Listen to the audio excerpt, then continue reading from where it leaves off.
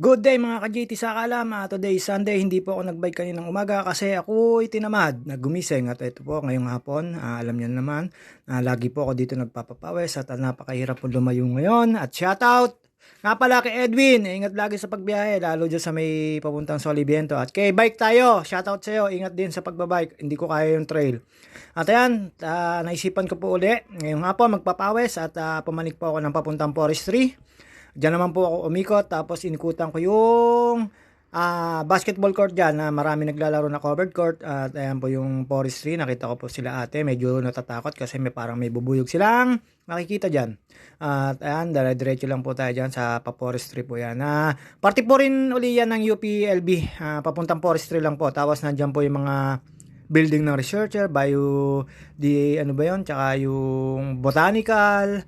Marami pong building dyan na makikita nyo po at syempre magpapakit po si JT sa Kalam at ayan po yun, panik-panik lang, sway-sway lang pero pawisan na po yan, sobrang init at okay naman po dyan kasi mapuno kaya kahit po sobrang init hindi ho tago sa balat pero meron pa rin akong protection sa braso tsaka sa mukha, tinanggal ko lang po, nahihirapan kasi ako huminga at ayan, chill-chill lang, dadaan po ako sa health serve dyan na hospital sa loob ng UPLB.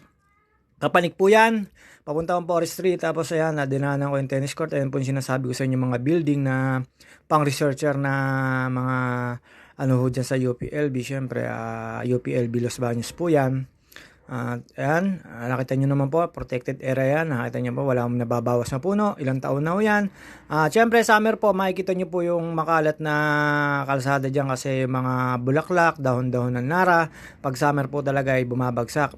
At nandyan po yan, ahon-ahon lang po tayo dyan, banayad lang naman po yan, pero syempre, bilang isang siklista, need mo rin magdahan-dahan dyan, 1-2-1-2, tapos papawis lang. Hawak ko po yung cellphone ko dyan. Medyo wala naman yung sasakyan kaya alam ko safe naman po. Lumilingon po muna ako tapos tumitingin sa malayo pagka yung magbibideo po ako para safe po. Ayan. Welcome to forestry po yan, yung arko na yan. Hindi naman po ako nagmamadali pag nakikita ako ng arko. Mas gusto ko dahan-dahan para napipil ko po yung daan sa arko. At wala naman po akong kinakarera. Joke lang po. At sa mga kasiklista ko, ka-driver ko, ingat po tayo. Sobrang init po ngayon. Lagi po tayo mag-iingat at konting pasensya po at pangunawa sa highway. Huwag na ho tayong argumentuhan. Kung may konting diferensya, tayo na ho ang magbigay para wala ho tayong aberya or alam nyo na sa kalsada para walang awayan. Dyan po ako dumaan sa may ibabaw ng forestry. Yan po yung building na hindi nalimutan ko po yung building na yan basta ayan o magkakadikit po yung mga building na yan.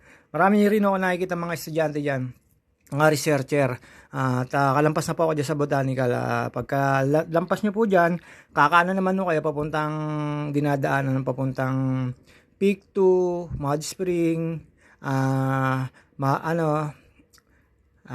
ayan, kanan po tayo dyan, tapos papanik po dyan, ikot lang po ako dyan hanggang gate nung papunta Mud Spring, Peak 2, Flat Rocks, lahat po, Aguila Base, ayan po. Nakakarating na po ako dyan sa gate na yan, pero kakaliwa ako dyan, ikutin ko lang po yan forestry na yan. Marami po ako nakikitang mga nakatira dyan at dyan lang po tayo dumaan para makaikot lang po tayo para swabe po yung pawis. At ayan, nakita nyo po yung mga dahon-dahon at mga dilaw-dilaw na yan, alam ko ho yan, bulaklak ng nara po yan, kaya ayan, ganyan po ka-protected ang UPLB Mount Makiling. Bawal ho kayo basta magputol dyan kung wala kayong permit. Dyan, ikot lang po tayo dyan. Paikot lang po yan, labas nyo rin dun sa may pinagpanikan nyo po. Parang marami hong bahayan dyan. Ayan, dahan-dahan lang po tayo dyan kasi mahaba-haba rin hong lusungan yan. Dyan po, ayan, may bahayan na po dyan, ikot na yan. Napakalamig na po dyan, kaya relax na po ako dyan. May mga nagja-jogging po ng mga taga dyan at meron po mga dalang may aso. Minsan, napaka-peaceful po dyan, tapos napakasarap po mag-ride. Wala pong stress, wala pong mga sasakyan. Kayo na lang po iilag sa mga tao. Sa mga sasakyan, kayo rin po iilag. May disiplina po lahat dyan. Hindi ko lang po alam kung mga may foreigner pa rin po dyan na researcher o ano. Pero kalimitan ko po nakikita yung mga Filipino citizen po at Filipino citizen.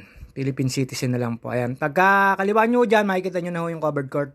At wala akong naglalaro ngayon kasi meron man alagay na mukhang may event na mangyayari. Ayan po yung, kung mapapansin nyo na wala na ho yung court sa Baker Hall, dito ko nakikita lahat yung naglalaro dyan ng basketball sa Baker.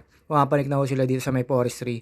Ayan o, covered court to yan. Open sa lahat. Alam ko may ilaw yan sa gabi pag may naglalaro po. Kalimitan po naglalaro minsan basketball sa hapon, volleyball, lalo pag Sunday, ayan, nagpakita na lang po ang JT Sakalam. Pababa na po ako dyan at magpapahinga na po ako doon sa Baker. Ayan po, magarating ko sa Baker. Siyempre, ayan, daming tao, mekos-mekos lang, pahinga lang po tayo dyan.